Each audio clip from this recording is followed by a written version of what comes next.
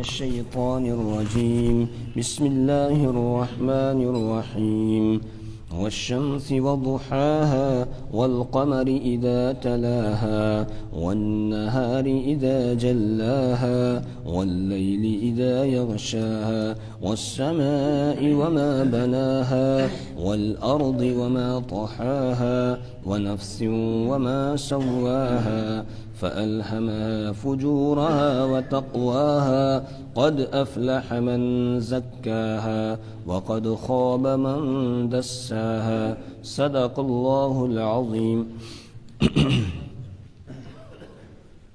سورۃ البلد ہماری الحمدللہ مکمل ہو گئی تھی. آج سورۃ الشمس سے درس ہو رہا ہے. سورۃ الشمس، اس میں بھی اللہ تبارک و تعالی نے انسانوں کے لیے دو راستوں کو بتایا کہ دو راستے دکھا دیے گئے، الہام کر دیے گئے، اچھائی کا راستہ بھی اور برائی کا راستہ بھی.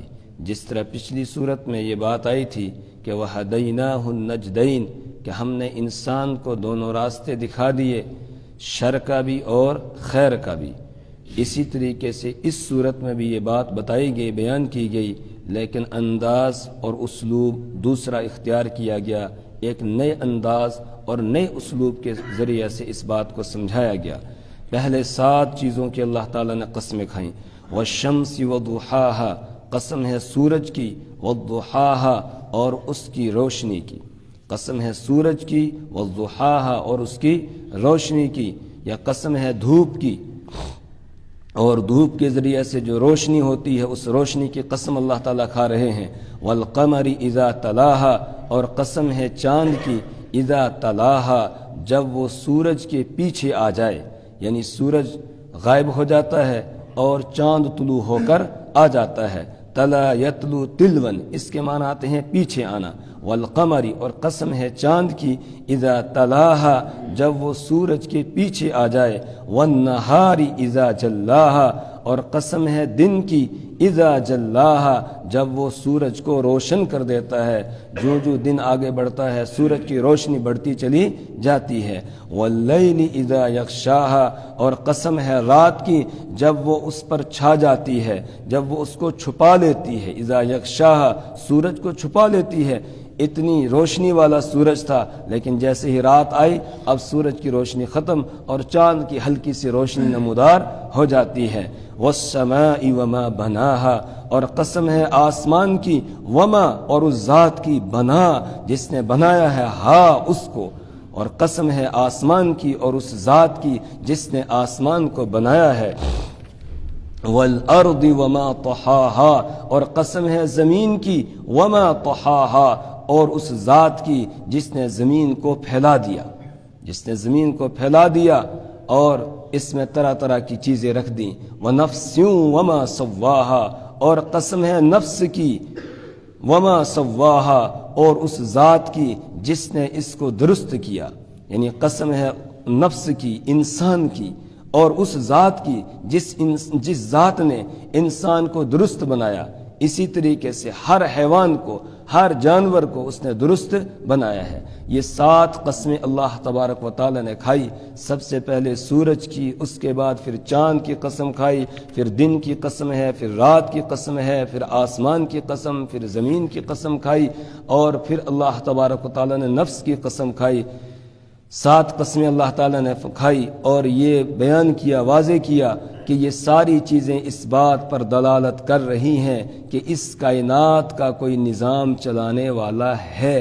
یہ کائنات خود بخود نہیں چل رہی ہے، کوئی پروردگار ہے جس نے یہ نظام بنایا ہوا ہے دن اور رات کا. اسی نے آسمان کو بنایا، اسی نے زمین کو بنایا، اسی نے انسان کو بنایا، اسی نے ہر چیز کو بنایا ہے اور ہر چیز کو اس نے درست بنایا ہے. اب آسمان پر آپ غور کر لیں، یہ اسی طرح ہونا چاہیے تھا یا ہم کوئی اس میں نقص نکال سکتے ہیں؟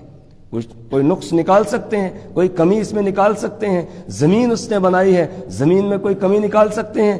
دن اور رات کا اس نے نظام بنایا، اس نظام کے اندر ہم کوئی کمی نکال سکتے ہیں؟ نہیں جی، ایسا نہیں، ایسا ہونا چاہیے تھا، اس طرح نہیں، اس طرح. کوئی ہے؟ کوئی اس پر کوئی اعتراض کر سکتا ہے؟ کوئی نہیں کر سکتا ہے۔ پروردگار نے جو چیز، جو نظام بنایا، اس نے بہترین نظام بنایا اس کائنات کا۔ تو یہ پوری کائنات کا نظام جو چل رہا ہے، یہ اس بات کی گواہی دے رہا ہے کہ اس کائنات کے نظام کو چلانے والا کوئی ہے، یہ خود بخود نہیں چل رہا ہے۔ اور پھر قسمیں کھانے کے بعد اللہ نے فرمایا فَأَلْهَمَهَا فُجُورَهَا وَتَقْوَاهَا۔ فَأَلْهَمَهَا، تو وہ ذات جس نے کائنات کا یہ نظام بنایا، کائنات کے اس نظام کو جو ہستی چلا رہی ہے، اس ذات نے الہمہا، نفس کو، انسان کو الہام کر دیا، فجورہا، اس کی بدی کو، وتقواہا، اور اس کے تقوی کو۔ فسق و فجور کو فجور کہا جاتا ہے ہر ایسے عمل کو، ہر ایسے کام کو جس کا انجام اچھا نہ ہو، اور تقوی اس کی ضد ہے، یعنی جس کا انجام اچھا ہو۔ ہر وہ کام، ہر وہ عمل جس کا انجام اچھا ہو۔ تو اللہ فرما رہے ہیں جس طرح یہ کائنات کا نظام چل رہا ہے، یہ اس بات کی دلیل ہے کہ انسان کو اللہ تبارک و تعالی نے اس کی بدی، اس کی برائی، اور اسی طرح اس کی اچھائی، دونوں چیزوں کا الہام کر دیا ہے۔ کیسے الہام کیا ہے؟ اللہ نے ہمارا ایک ضمیر بنایا ہے، ضمیر رکھا انسان کے اندر، جو انسان کو متنبع کرتا ہے۔ اگر انسان کافر ہی ہو، جب بھی وہ کوئی برا کام کرتا ہے تو اس کا ضمیر اس کو تنبیہ کرتا ہے، اس کو جھنجھوڑتا ہے، تو نے یہ کام ٹھیک نہیں کیا ہے۔ پھر اگر وہ متنبع ہو جاتا ہے، باز آ جاتا ہے، ٹھیک ہے۔ اگر باز نہیں آتا ہے اور ضمیر کے دستک دینے کی کوئی پرواہ نہیں کرتا ہے، اس کی تنبیہ کی کوئی پرواہ نہیں کرتا ہے، پھر وہ اور فسق و فجور کے اندر مبتلا ہوتا چلا جاتا ہے۔ پھر ایک وقت ایسا آ جاتا ہے کہ اب ضمیر اس کا مر جاتا ہے، کہتے ہیں نا اس کا ضمیر مر چکا ہے۔ اب ضمیر جب مر جاتا ہے پھر اس کو احساس نہیں ہوتا ہے اچھائی اور برائی کا۔ ورنہ اللہ نے ہر انسان کے اندر یہ مادہ رکھا ہے، ایک ضمیر اللہ نے بنایا ہے جو انسان کو متنبع کرتا ہے، تنبیہ کرتا ہے یہ تو ٹھیک نہیں کر رہا ہے۔ اس کے بعد ایمان ہے آدمی کے دل کے اندر جو رکھا ہوا، مومن کے دل میں ایمان ہے۔ اس کا ایمان چاہے وہ کمزور ہی ہو، وہ بھی انسان کو متنبع کرتا ہے یہ کام جو تو کر رہا ہے ٹھیک نہیں کر رہا ہے۔ اگر آدمی ضمیر کی اس آواز کو، نفس کی، ایمان کی اس آواز کو سن لیتا ہے اور پھر باز آ جاتا ہے تو یہ سنورتا چلا جاتا ہے، اور اگر ایسا نہیں کرتا ہے، ضمیر کی آواز کو دبا دیتا ہے، اس کے بعد پھر اور گناہ کرتا ہے اور فسق و فجور کے اندر مبتلا ہوتا ہے، پھر اس کے دل کے اوپر بھی مہر لگ جاتی ہے۔ ختم اللہ علی قلوبہم، ختم اللہ علی قلوبہم وعلی سمعہم وعلی ابصارہم غشاوہ۔ اب کیا ہوتا ہے؟ دلوں کے اوپر مہر لگ جاتی ہے، کانوں پر بھی مہر لگ جاتی ہے، آنکھوں کے اوپر پردہ پڑ جاتا ہے۔ اب برائی سے برائی یہ کرتا چلا جاتا ہے، گناہ پہ گناہ کرتا چلا جاتا ہے، اس کو کوئی احساس نہیں ہوتا ہے، اور کوئی کہے بتائے تو انسنی کر دیتا ہے، سنتا بھی نہیں ہے، اور صحیح اور درست بات اس کو دکھائی بھی نہیں دیتی ہے، پردہ پڑ جاتا ہے آنکھوں کے اوپر۔ اللہ اس حالت سے ہماری حفاظت فرمائے۔ تو فَأَلْهَمَهَا فُجُورَهَا وَتَقْوَاهَا، اور اس کے علاوہ اللہ نے فسق اور فجور، خیر اور شر کی پہچان کے لیے، امتیاز کے لیے ہمارے لیے یہ انتظام کیا کہ اپنے نبیوں کو مبعوث فرمایا، انبیاء کرام علیہم السلام کو بھیجا، اور اسی طریقے سے انبیاء کے ساتھ پاکیزہ تعلیمات کو اتارا۔ اس تعلیمات کے ذریعے سے انسانوں کو بتایا گیا خیر کیا ہے اور شر کیا ہے، وحی کے ذریعے سے، وحی کی روشنی میں بتایا گیا خیر کیا ہے اور شر کیا ہے۔ فَأَلْهَمَهَا فُجُورَهَا وَتَقْوَاهَا۔ اب جب یہ سارا انتظام ہو گیا، فسق اور فجور بھی واضح کر دیا گیا، تقوی اور طہارت کیا ہے اس کو بھی واضح کر دیا گیا، تو انسانوں کی اب دو قسمیں ہو گئی۔ کچھ وہ تھے کہ جنہوں نے ان تعلیمات سے فائدہ اٹھایا، ضمیر کی اس آواز کو پر اس نے لبیک کہا اور اپنے آپ کو اس نے سنوار لیا، اپنا تزکیہ اس نے کر لیا، وہ کامیاب ہو گیا۔ قد افلح من زکاہا، تحقیق کے کامیاب ہو گیا وہ انسان جس نے اپنے دل کو پاک کر لیا، اپنے نفس کو، اپنے دل کو اس نے پاک کر لیا۔ وقد خاب من دساہا، اور ناکام ہو گیا، نامراد ہو گیا وہ انسان، وہ آدمی کہ جس نے اپنے نفس کو گناہوں میں چھپا دیا، وہ گناہوں پہ گناہ کرتا چلا جا رہا ہے۔ کامیاب وہ ہو گیا جس نے اپنا تزکیہ کر لیا، اپنے آپ کو پاک اور صاف کر لیا۔ اور تزکیہ کس چیز کا؟ دل کا، دل کا تزکیہ اس نے کر لیا۔ اور جب دل صاف ہو جاتا ہے، دل کا تزکیہ ہو جاتا ہے، پھر سارا جسم درست ہو جاتا ہے۔ حدیث میں اللہ کے رسول صلی اللہ علیہ وسلم نے ارشاد فرمایا، الا ان فی الجسد لمضغۃ، سنو اس جسم کے اندر ایک گوشت کا لوتھڑا ہے، اذا صلحت صلح لها سائر الجسد، جب وہ درست ہو جاتا ہے تو سارا جسم درست ہو جاتا ہے، واذا فسدت فسد لها سائر الجسد، اور جب وہ بگڑ جاتا ہے تو پھر پورا جسم ہی بگڑ جاتا ہے۔ الا وہی القلب، سنو وہ کیا ہے؟ دل ہے۔ اس لیے انبیاء کرام علیہ الصلوۃ والسلام کی محنت کا مرکز جو ہوتا ہے وہ دل ہوتا ہے۔ وہ دلوں کے اوپر محنت کرتے ہیں، وہ باہر کے قوانین کم بتاتے ہیں، باہر کے ضابطے کم، لیکن ان کی محنت کا زیادہ مرکز جو ہوتا ہے وہ دل ہے۔ اور جب دل سنور جاتا ہے، دل سدھر جاتا ہے، اس کے بعد پھر سارے جسم کے اعضاء ٹھیک ٹھیک چلنے لگتے ہیں۔ پھر یہ آنکھ غلط نہیں دیکھتی ہے، پھر یہ کان غلط نہیں سنتا ہے، یہ زبان غلط نہیں بولتی ہے، یہ ہاتھ پھر غلط نہیں پکڑتا ہے، یہ پاؤں پھر غلط جگہ کی طرف چلتے نہیں ہیں، سب درست ہو جاتے ہیں۔ اس لیے انبیاء کرام علیہ الصلوۃ والسلام کی محنت جو ہوتی ہے وہ دلوں کے اوپر ہوتی ہے۔ اب دلوں کا تزکیہ ہوگا کیسے؟ انبیاء کرام کی تعلیمات سے ہوگا۔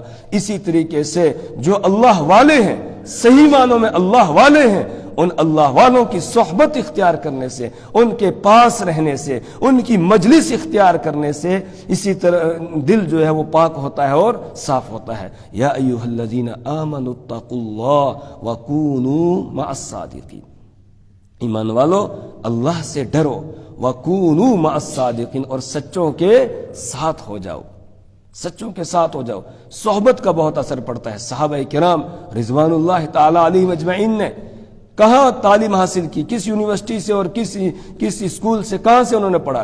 بس وہ رسول پاک صلی اللہ علیہ وسلم کی صحبت میں رہتے تھے، آپ کی مجلس اختیار کرتے تھے، اسی سے ان کے دلوں کا تزکیہ ہو گیا۔ اور پھر کیسا تزکیہ ہوا؟ اللہ اکبر، یہ قوم وہ تھی جن کا نعرہ یہ ہوتا تھا کہ نقاتل الاعداء فإن لم نجد فإخواننا، ہم دشمنوں کے ساتھ لڑتے ہیں، اگر دشمن نہ ملے اپنے ہی بھائیوں کے گلے کاٹنا شروع کر دیتے۔ لڑنا کون سی برائی تھی جو ان کے اندر نہیں پائی جاتی تھی؟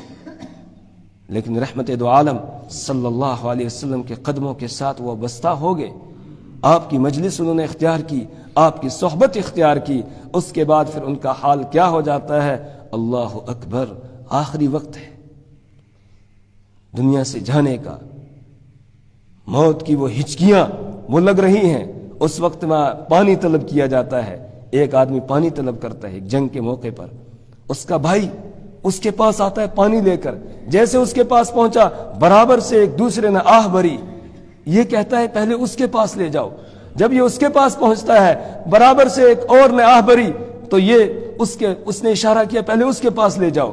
اس طرح 7 آدمیوں کے پاس وہ جاتا ہے، ہر آدمی دوسرے کی طرف اشارہ کرتا ہے، یعنی آخری وقت میں جو بالکل نزع کا وقت ہوتا ہے، اس وقت میں آدمی کو کتنی بے چینی ہوتی ہے۔ یہ روح کا نکلنا جسم سے کوئی آسان کام نہیں ہے، یہ بچپن سے لے کر بلکہ ماں کے پیٹ سے لے کر ساتھ ہے، تو اس کا نکلنا کوئی آسان کام نہیں ہے۔ لیکن اس وقت میں بھی وہ دوسرے بھائی کو اپنے آپ پر ترجیح دیتے ہیں۔ وَيُؤْثِرُونَ عَلَىٰ أَنفُسِهِمْ وَلَوْ كَانَ بِهِمْ خَصَاصَةٌ، وہ اپنی ذات پر دوسروں کو ترجیح دیتے ہیں، خود چاہے فاقے سے رہتے ہیں، دوسروں کو ترجیح دیتے ہیں۔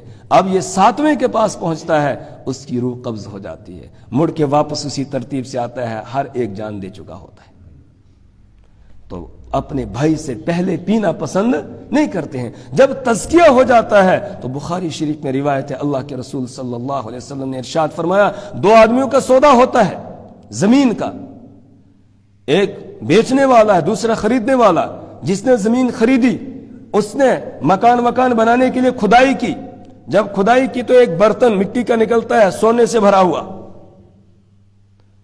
بھرا ہوا برتن ہے مٹی کا۔ اب یہ خریدنے والا جو خریدار تھا یہ اس بیچنے والے کے پاس جاتا ہے اور کہتا ہے میں نے آپ سے زمین خریدی تھی، زمین کے اندر کی چیزیں میں نے خریدی نہیں ہے، تمہاری زمین میں سے ایک برتن نکلا ہے جو سونے سے بھرا ہوا ہے، یہ لے لو۔ تو وہ کہتا ہے کون؟ بیچنے والا کہتا ہے میں نے زمین اور زمین کے ساتھ جو کچھ ہے سب دے دیا، یہ تیرا ہے میرا نہیں ہے۔ دونوں کا جھگڑا لگ گیا، ایک کہتا ہے تیرا ہے، دوسرا کہتا ہے تیرا ہے۔ ہمارا کیا جھگڑا ہوتا ہے؟ ایک کہتا ہے میرا ہے، دوسرا کہتا ہے میرا ہے۔ یہاں جھگڑا میرے کا ہے اور وہاں جھگڑا کس کا ہے؟ تیرے کا۔ ایک کہتا ہے تیرا، دوسرا کہتا ہے تیرا ہے۔ دونوں کا جھگڑا لگ گیا، فیصلے کے لیے پہنچے حضرت داؤد علیہ السلام کے پاس۔ یہ اس زمانے کی بات، حضرت داؤد علیہ السلام کے پاس پہنچے فیصلے کے لیے۔ تو حضرت داؤد علیہ السلام نے دیکھا جھگڑا بڑا خطرناک ہے، ایک بھی لینے کے لیے تیار نہیں، یہ کہتا ہے میرا نہیں ہے، وہ کہتا ہے میرا نہیں ہے، یہ کہتا ہے اس کا ہے، وہ کہتا ہے اس کا ہے۔ تو حضرت داؤد علیہ السلام نے پوچھا یہ بتاؤ تمہاری آل اولاد کچھ ہے، بچے ہیں؟ تو ایک نے کہا میرا بیٹا ہے، دوسرے نے کہا میری بیٹی ہے۔ تو داؤد علیہ السلام نے فرمایا دونوں کا نکاح کر دو، دونوں کا نکاح کر دو، اور نکاح پر جو خرچہ ہوگا اس میں سے خرچ کرو، اور اس کے بعد ان کو یہ دے دو، وہ اس کو کھائیں پئیں یا صدقہ کریں، جس طرح وہ کرنا چاہیں کریں، ان کے حوالے اس کو کر دو۔ اس طرح انہوں نے جھگڑے کو نمٹایا۔ تو جب تزکیہ ہو جاتا ہے پھر آدمی کسی کا ذرہ برابر بھی لینا پسند نہیں کرتا ہے، پھر جھگڑا لگتا ہے یہ تیرا ہے، وہ کہتا ہے نہیں تیرا ہے، اس طرح کا جھگڑا لگ جاتا ہے۔ اللہ اکبر۔ تو تزکیے کی بات، دل جب صاف ہو جاتا ہے پھر سارے کام آدمی کے ٹھیک ہو جاتے ہیں، اور یہ بات نصیب ہوتی ہے اللہ والوں کی صحبت سے۔ صحبت صالح تورا صالح می کند و صحبت طالح تورا طالح می کند۔ اچھوں کی صحبت تمہیں اچھا بنا دے گی اور بروں کی صحبت تمہیں برا بنا دے گی، جیسی صحبت آدمی اختیار کرتا ہے۔ اور تزکیہ کس سے ہوگا؟ قرآن سے ہوگا۔ قرآن پڑھے گا آدمی، قرآن کو سمجھے گا، اس کے بعد اس کا دل صاف ہوتا چلا جائے گا۔ قل یا ایھا الناس قد جاءتکم موعظۃ من ربکم والشفاء لما فی الصدور۔ دل کی بیماریوں کا علاج کس میں ہے؟ قرآن میں ہے۔ قرآن سے تزکیہ ہوگا، اور کس سے ہوگا؟ اعمال صالحہ، نیک کاموں کے ذریعے سے دل کا تزکیہ ہوگا۔ جتنے نیک کام کرتا رہے گا، نماز پڑھے گا، نماز کو نماز کے حق کے ساتھ پڑھے گا، سوچ سمجھ کر نماز پڑھے گا، فارمیلٹی پوری نہیں کرے گا بلکہ پوری سوچ سمجھ کر نماز پڑھے گا، تو ان الصلاۃ تنہی عن الفحشاء والمنکر، نماز بے حیائی اور برے کاموں سے روک دیتی ہے۔ اور کس سے ہوگا؟ نیک اعمال، روزہ ہے، روزے سے آئے گا تقوی۔ کتب علیکم الصیام کما کتب علی الذین من قبلکم لعلکم تتقون۔ اور کس سے ہوگا؟ قربانی کے ذریعے سے ہوگا، اللہ کی راہ میں دینے سے ہوگا، اللہ کی راہ میں دینے سے ہوگا۔ اللہ تعالیٰ کے پاس تمہاری قربانی کا خون اور گوشت نہیں پہنچتا ہے، لیکن اس کے یہاں تقوی پہنچتا ہے، طہارت پہنچتی ہے۔ تمہاری نیت کیا ہے، کس نیت سے تم نے قربانی کی ہے؟ تو ہر نیک کام کے ذریعے سے دل کا کیا ہوتا ہے؟ تزکیہ ہوتا ہے۔ تو قد افلح من زکاہا، وہ شخص کامیاب ہو گیا جس نے اپنے دل کا تزکیہ کر لیا، اپنے نفس کو اس نے پاک کر لیا ذکر و اذکار سے، اللہ کی یاد سے، اللہ کی یاد سے۔ پیچھے ہم پڑھ چکے کہ قد افلح من تزکا وذکر اسم ربہ فصلی۔ قد افلح من تزکا، وہ آدمی کامیاب ہو گیا جس نے تزکیہ اختیار کر لیا۔ اب تزکیہ کیسے ہوگا آگے بتایا، وذکر اسم ربہ، اپنے رب کے نام کا اس نے ذکر کیا، اللہ کو یاد کیا، اللہ کی یاد میں لگا رہا، اور اسی طریقے سے کسی اللہ والے کے ساتھ وابستہ ہو گیا۔ یہ بزرگوں کے ساتھ جو وابستگی ہوتی ہے، بیت و ارشاد کا سلسلہ، یہ بھی نفس کے تزکیے کے لیے ہے، نفس کے تزکیے کے لیے۔ اور حضرت تھانوی رحمہ اللہ نے اس کا خلاصہ بتایا کہ اس کا خلاصہ سے دو باتیں ہیں، اطلاع اور اتباع۔ جس کسی اللہ کے ولی کو آپ نے اپنا استاذ مان لیا تو بس اب کیا کرو، اپنے احوال کی اس کو اطلاع دو، اور وہ جو وہاں سے علاج بتائے اس علاج پر عمل کرو۔ یہی پورے تصوف کا کیا ہے؟ خلاصہ ہے۔ لیکن آج ہم نے تصوف کو کچھ اور سمجھ لیا ہے۔ ہم کسی کے ساتھ وابستہ ہوتے ہیں تاکہ کاروبار اچھا چلے، تاکہ دنیا کے کام چلے، عزت مل جائے، دوسری چیزیں، یہ سب چیزیں اس لیے ہم بزرگوں کے ساتھ وابستہ، یعنی وہاں بھی دنیا ہی، جہاں سے ہمیں کیا لینا تھا؟ اللہ کی یاد لینی تھی، تزکیہ کروانا تھا، وہاں بھی جاتے ہیں کس کے لیے؟ دنیا کے لیے۔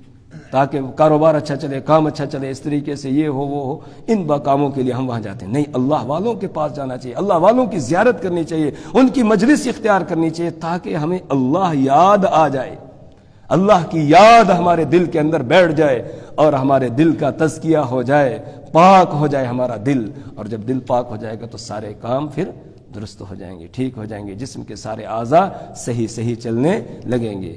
دکانداری بنا دیا گیا آج بہت سارا جعلی مال بھی مارکیٹ کے اندر آ گیا ہے، اس لیے جب ہم کسی کے ہاتھ میں ہاتھ دیں توبہ کریں، کسی کے ہاتھ پر سوچ سمجھ کر توبہ کرنی چاہیے، اس آدمی کے ہاتھ پر کہ جو واقعتاً اللہ والا ہو، جس کا اللہ کے ساتھ تعلق ہو، جس کے چہرے کو دیکھتے ہی اللہ یاد آ جائے، جس کے چہرے کو دیکھتے اللہ یاد آ جائے، جس کی مجلس میں ہم بیٹھیں تو بیٹھنے کے بعد احساس ہو اللہ کے ساتھ تعلق جو ہے وہ جڑنے لگے اور دنیا سے کٹنے لگ جائے، تو سمجھو یہ اللہ والا ہے۔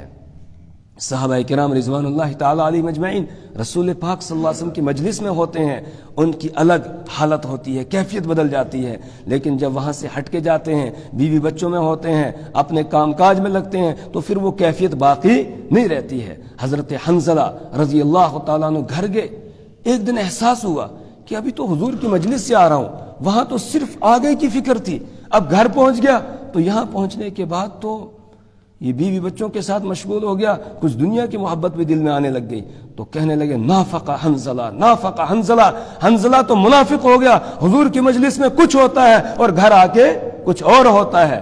بس فوراً چلے دوڑے ہوئے رسول پاک صلی اللہ علیہ وسلم کے پاس کہ یہ بیماری دل میں پڑ گئی ہے، آ گئی ہے، اس کا علاج تلاش کرتے ہیں۔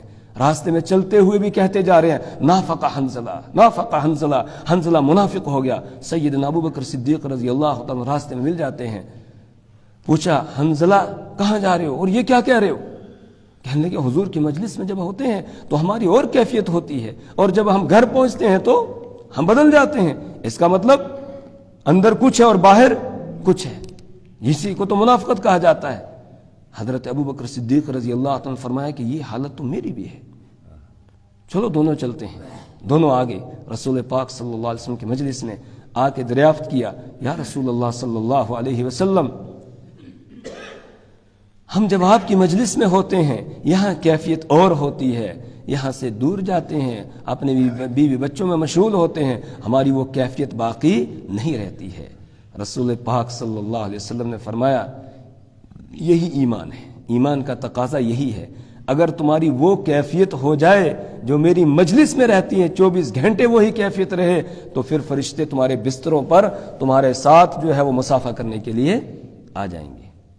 کہا یہ تو فرق پڑتا ہی ہے آدمی جب نکلتا ہے، تو اس لیے اس سے معلوم ہوا نیک لوگوں کی صحبت اختیار کرنے سے، اچھے لوگوں کی صحبت اختیار کرنے سے آدمی کے دل کے اوپر اثر پڑتا ہے۔ قد افلح من زکاہا، وہ شخص فلاح پا گیا، کامیاب ہو گیا جس نے اپنے نفس کو پاک کر لیا۔ وقد خاب من دساہا، اور وہ ناکام ہو گیا، نامراد ہو گیا جس نے اس کو گناہوں میں چھپا دیا۔ دس یا دسو کے معنی آتے ہیں چھپانا۔ دساہا جس نے نفس کو چھپا دیا، کس چیز میں چھپا دیا؟ گناہوں میں چھپا دیا، وہ برائیوں کے اندر مبتلا رہا، وہ اچھے کاموں کی طرف آیا نہیں، اچھائی کا خیر کا راستہ اس نے اختیار نہیں کیا، شر کے راستے پر وہ چلتا رہا، وہ ناکام ہو گیا، نامراد ہو گیا۔ اور حقیقی ناکامی اور نامرادی کون سی ہے؟ آخرت کی، تو وہ آخرت میں ناکام ہو گیا، نامراد ہو گیا۔ دنیا کی کامیابی، یہاں کی جیت اور یہاں کی ہار، نہ کوئی ہار ہے نہ کوئی جیت ہے، اصل جیت کہاں کی ہے؟ وہاں کی ہے، اور اصل ناکامی کہاں کی ہے؟ وہاں کی۔ اللہ ہمیں وہاں سب کو کامیاب فرمائے، وہاں کی ناکامی سے اللہ تعالی حفاظت فرمائے۔ کذبت ثمود بطغواہا، قوم سمود نے جھٹلایا، کس کو جھٹلایا؟ انہوں نے آخرت کو جھٹلا دیا، نبی کے پیغام کو جھٹلایا، اللہ کی وحدانیت اور توحید کا انہوں نے انکار کیا، نہیں مانا۔ وقت کے نبی نے ان کو سمجھایا لیکن ان کی سمجھ میں بات نہیں آئی۔ کذبت، جھٹلا دیا، سمود، قوم سمود نے بطغواہا، اپنی سرکشی کی وجہ سے۔ اللہ فرما رہے ہیں سرکش بننے سے بچنا ہے تمہیں، سرکشی کا راستہ اختیار نہیں کرنا ہے، تقوی اور طہارت والا راستہ اختیار کرنا ہے، سرکشی سے اپنے آپ کو بچانا ہے۔ اگر سرکشی کرو گے اور ان باتوں پر یقین نہیں رکھو گے تو پھر تمہارا انجام بھی وہی ہوگا جو قوم سمود کا ہوا ہے۔ ایک نافرمان قوم کا یہاں تذکرہ کیا گیا، کذبت سمود بتغواہا، کذبت جھٹلایا سمود، قوم سمود نے بتغواہا اپنی سرکشی کی وجہ سے، کس کو؟ حضرت صالح علیہ السلام کو جھٹلایا، اور جب انہوں نے معجزہ طلب کیا، معجزہ دکھایا گیا، پھر بھی ماننے سے انکار کر دیا، اور پھر ان سے کہا گیا کہ اس معجزے کے ساتھ چھیڑ چھاڑ نہیں کرنا۔ اللہ کے رسول نے بتایا کہ اس اونٹنی کو اپنی حالت پر چھوڑ دو، اور اس کے لیے جو کھانے پینے کی باری مقرر کی ہے اسی پر اس کو کھانے پینے دو، اس کے ساتھ چھیڑ چھاڑ نہیں کرنا۔ اگر تم نے چھیڑ چھاڑ کی تو پھر تمہارے اوپر اللہ کی طرف سے دردناک عذاب آ جائے گا۔ لیکن انہوں نے اس بات کی کوئی پرواہ نہیں کی۔ کیوں؟ اس لیے کہ ان کے دل سخت ہو چکے تھے، ان کے دل کالے ہو چکے تھے، نبی کی بات کا اس کے اوپر کوئی اثر نہیں پڑ رہا تھا۔ اللہ ہماری اس بات سے حفاظت فرمائے، اللہ دلوں کے کالے ہو جانے سے حفاظت فرمائے، دلوں کے سخت ہو جانے سے حفاظت فرمائے۔ اذ انبعث اشقاہا، جس وقت کے اٹھ کھڑا ہوا اشقاہا، ان کا بدبخت آدمی، ان میں سے جو بدبخت تھا، شقی تھا، وہ اٹھ کھڑا ہوا، اور اس نے پھر کیا کیا؟ آگے آ رہا ہے کہ اس نے اس اونٹنی کی ٹانگیں کاٹ دی۔ اذ انبعث اشقاہا، کہ جس وقت ان میں سے بدبخت آدمی کھڑا ہوا، یہ بدبخت ایک آدمی تھا، اس کے ساتھ اور کچھ تھے، 9 آدمی تھے کل جو فتنہ اور فساد برپا کرتے تھے۔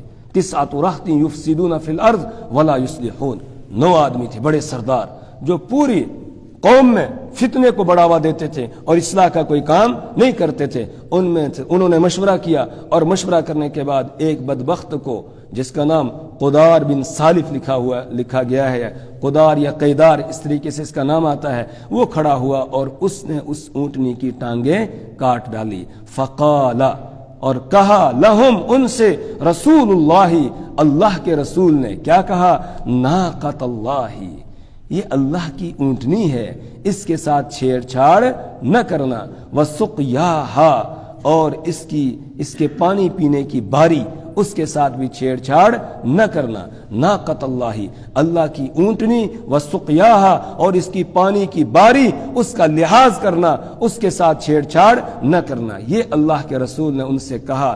فکذبوہ، انہوں نے جھٹلایا۔ نبی نے کہا تھا چھیڑ چھاڑ کرو گے عذاب آ جائے گا، انہوں نے کہا نہیں آئے گا، ہم دیکھتے ہیں چھیڑ چھاڑ کر کے آتا ہے کہ نہیں آتا ہے۔ فکذبوہ، تو انہوں نے نبی کو جھٹلایا۔ فعقروہا، اور انہوں نے اس کی ٹانگیں کاٹ دی، اونٹنی کی۔ وہ پانی پینے کے لیے گھاٹ پہ گئی تھی، ایک بدبخت وہ چھپ گیا کسی پتھر اور ٹیلے کے پیچھے، جیسے اونٹنی واپس لوٹنے لگی اس نے زور سے وار کیا، اس کی پچھلی ٹانگیں کاٹ دی، بس وہ وہیں پر شہید ہو گئی گویا۔ اللہ نے اپنی خاص قدرت سے اس کو پیدا کیا تھا۔